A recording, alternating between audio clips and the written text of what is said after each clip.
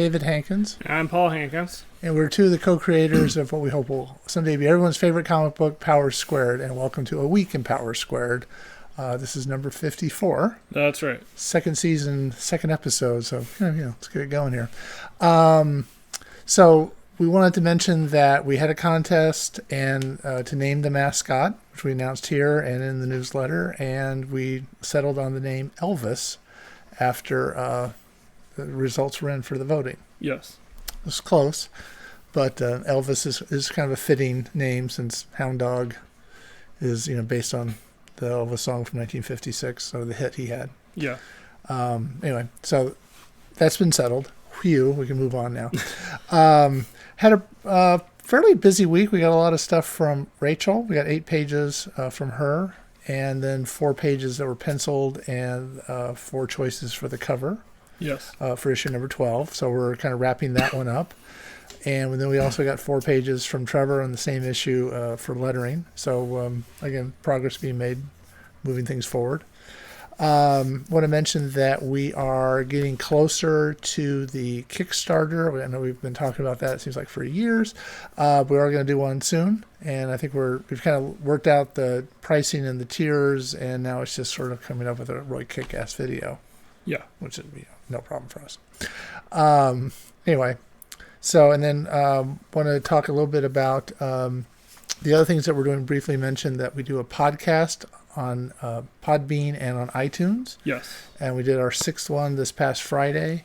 And we were talking on that podcast about 3 of the characters, Kirby, Steve, and Don. That's right. You have an image of those? And so we were talking about these 3 guys, and so we kind of labeled them for you since we keep saying Kirby, Steve, and Don, and that's not necessarily the order you ever see them in. But we did talk about the origins of them, who they're kind of based on, and who they are named after. Yeah. So we hope that you'll look for On the Air with Power Squared. Link in the description. And it's, again, available on Podbean and on iTunes. And we also do a newsletter. I just want to have a little shout out there for the Hound Dogs Howl. Yes. And that comes out every Sunday. So if you can subscribe, it's also below. You'll receive that. And you also get a free copy of issue number 1, just as a little bonus for signing up. Yes. All right. So that kind of wraps up our housekeeping. Right. We want to talk a little bit about a movie we saw over the weekend, Joker. Yes. And you wrote a piece for it I always like to say, our sister publication, Trophy Unlocked. Yes. So you want to talk a little bit about the movie? Yeah. Okay. Okay, so when they announced standalone Joker movie, at first I was... First I kind of wasn't sure how to feel about it, because it was... it's just kind of a risky idea anyway. Right. And... since it was unconnected to the other DC movies, like Aquaman or Man of Steel or right. Wonder Woman or the rest of the Justice League stuff, right. It's kind of, you risk confusing the audience. Right. But when I heard it got an 8-minute standing ovation at the Venice Film Festival, right. and it got the festival's highest prize, right. and there was a lot of praise for Joaquin Phoenix's performance, I figured I should see what this is. Right. We figured we should see it. Right, yes. And we went with Trevor yes. and saw it on Saturday. Yeah, 35mm print. Right, at the ArcLight in Sherman Oaks. They Yes. didn't want to throw us a free ticket. So what did you think of the movie? I thought it was really good. Right. Joaquin Phoenix really did a good job playing Arthur Fleck. Mm-hmm. And he does his acting is like, it's a tour de force, you could say. Yeah, very strong. Yeah, because you get to see Arthur's like slow decline into insanity. Right. Like he's already, this version of Joker is like already mentally unstable. Right. Like he even has a disorder where he like laughs at the wrong time. Yeah, I wonder if that's really real, but look, it is a real all right. thing. I'm just curious, but yeah, that does kind of explain a lot of mannerisms you see in the Joker character, this laughing all the time and all that. Like, okay, that's maybe it's a condition he has. Yeah. I think what he did is he made him for the beginning of the film Yeah. a sympathetic character. Yeah. A little bit like in the MCU, the guy that kills everybody is sympathetic for a little while. Thanos? Yeah. Yeah. I mean, I'm terrible with names.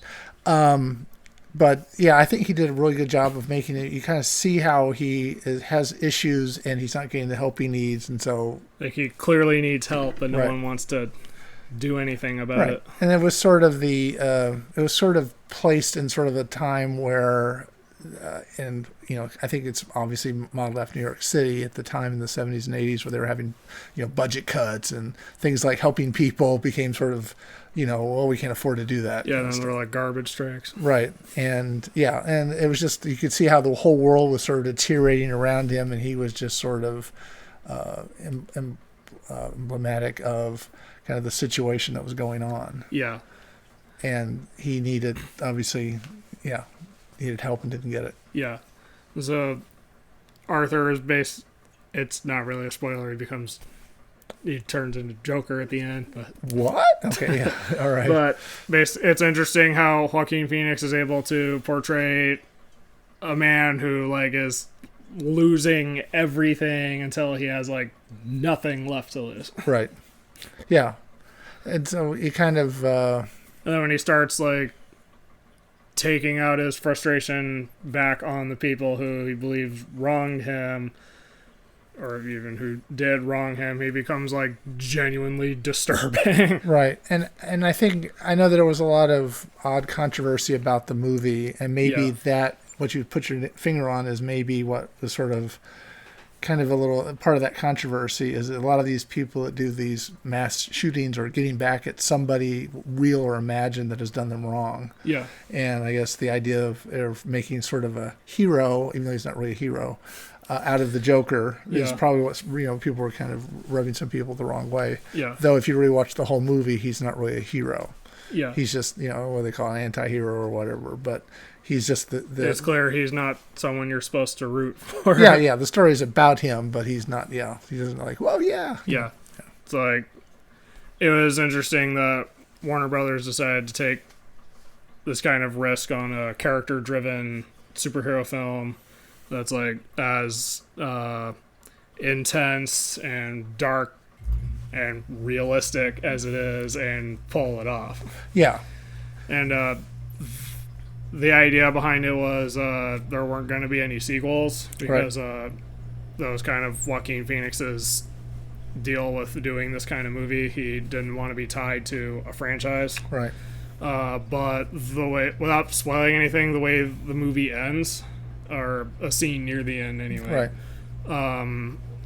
could set up a very interesting new take on the rivalry between especially since they're kind of rebooting Batman again with Robert Pattinson playing the character. And so that'd be, if they decided to do anything more with the universe of Joker, then that would actually be fascinating. But that's kind of one of the, you kind of wonder though, I know Warner Brothers has been trying to sort of mimic the Marvel by doing these kind of movies, and they haven't really been as successful. I mean, they haven't made this big universe as well as Marvel did. Right. And maybe they kind of figured they really didn't anything to lose by doing a standalone Joker film. But it is sort of would be disappointing if that is the last we see Joaquin Phoenix playing the Joker, because that really could, he was so much better athlete than Jared Leto was last time someone played the Joker, and he really made him a very three-dimensional character that somebody you could sort of, again, he's sympathetic in the beginning, and it's what he does with this that makes him not sympathetic. But you don't agree with his methods. Yeah, his decisions are flawed. Yeah. But he's, you kind of see a lot of, again, Thanos was sort of a three-dimensional character. Yeah. And I think the Jared Leto Joker was very two-dimensional, and maybe even one-dimensional. Yes, yes. And so this was sort of like this revelation that, you could really blow out this character and make him a sort of and you could see how they would be a rivalry between the two of them. They kind of set that up better, I think, than because you do see his backstory and kind of lead you up to how they would confront each other. Yeah. I guess the closest Joker that Joaquin Phoenix could be compared to is Heath Ledger, which seems kind of like the inevitable comparison because of, I guess, the idea is of similar styles, but there are very different takes on the Joker. Right. Like Heath Ledger did a really good performance. Right. I'm not gonna lie. Right. Really good. Yeah. performance. No, it was good. But that Joker was kind of a violent anarchist who just wanted to, like some men want to watch the world burn, right? That kind of thing. Yeah, and you don't know why. Yeah. Yeah. He's just trying to upset everything. Right. Whereas Joaquin Phoenix's Joker is like very like dark and realistic. Right. Yeah. I dare say I think it was a better take in some ways. Yeah. And I think the fact that we're talking about 3 or 4 actors, having played this recently is sort of one of the signs of a problem with the DC universe as they're doing it in film, is that it's not one person plays Iron Man the whole way through, one person plays Captain America. It's this guy played Joker in these movies, and then Batman was this guy, and then this Batman is this, and there's no consistency, no long-term. It doesn't look like there's a long-term vision. Yeah, not to the same level as like Kevin Feige and the MCU. Yeah, and I think that's kind of where you see it's that kind of, this is a really good movie, and nothing will come of it, probably. Yeah. If Joaquin Phoenix doesn't want to do a sequel, they won't do a sequel, and this great performance will just sort of be non-canon. I feel like Jared Leto will probably reprise Joker in Birds of Prey. Yes, probably. And it won't be as good as this. No. Yeah, it's too bad. But it was so the movie's good. Would you recommend it to people? I would. However, unlike other DC movies, this one is like R-rated, and it really earns that R rating. Yes. Because when like Arthur starts, when he goes off the deep end. Yeah, when he goes off the deep end, what he does is like simple and something someone would do, and they're in that state. Yeah. But like his off the deep end state, but it doesn't shy away from showing like the ultra violence. Is the Clockwork Orange bloody aftermath. Yeah, and the Heath Ledger performance had he drove a pencil through a guy's head. But you didn't see the pencil. Yeah. So this is. As with this, if he shoots someone, you actually see. Yeah, the action. Yeah. So it's much more of a. It's not for kids to go see. Definitely not.